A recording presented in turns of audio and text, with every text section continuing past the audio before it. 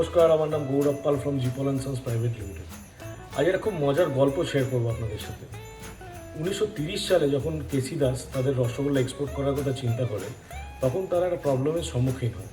সেটা হচ্ছে মাটির হাঁড়িতে বা কোনো রকম মাটির ভাঁড়ে রসগোল্লা এক্সপোর্ট করা সম্ভব ছিল না।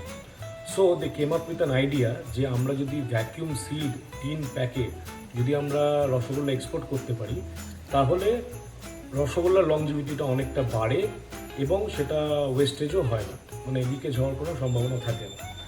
তো সেইটার থেকে অনুপ্রাণিত হয়ে বা ইন্সপায়ার্ড হয়ে আমরা চিন্তা ভাবনা করি যে আমরা একটা টিন ক্যাডি লঞ্চ করব। কিন্তু আমাদের প্রবলেমটা একটু আলাদা ছিল। চা হচ্ছে এমন একটা কমোডিটি যেটা ময়েশ্চার ইনটেক করার প্রবণতা অনেক হাই থাকে। তো আমরা রেকমেন্ড করি যে চা টিন বা স্টিলের জায়গায় রাখাটাই বাঞ্ছনীয়। তো সব ক্ষেত্রে সেটা হয় না। So we came up with a plan, we introduced a tin ক্যাডি। এটা আমাদের টিন ক্যাডি, যেটার মধ্যে আমরা 500 গ্রাম চা ভরি এবং এটা সিমিলারলি ভ্যাকিউম সিল বোথ সাইডে। এখানে আমাদের এমআরপি আর ব্যাচ কোডিংটা থাকে।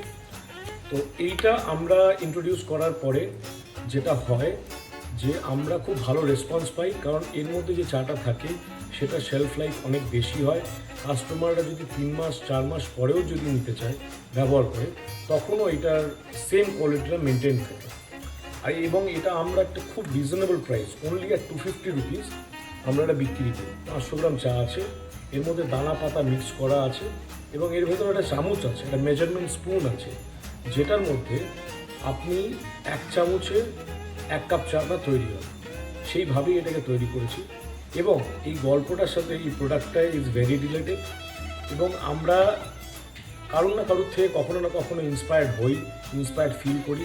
সেটার থেকেই এটা আমাদের একটা গ্র্যাটিটিউড টুয়ার্ডস কেসি দাস, যে তাদের ডিসিশনকে বা তাদের যে প্ল্যানিংটাকে সেটা কখনো আমরা আমাদের ব্যবসায় ইন্ট্রোডিউস করতে পারি। Thank you so much.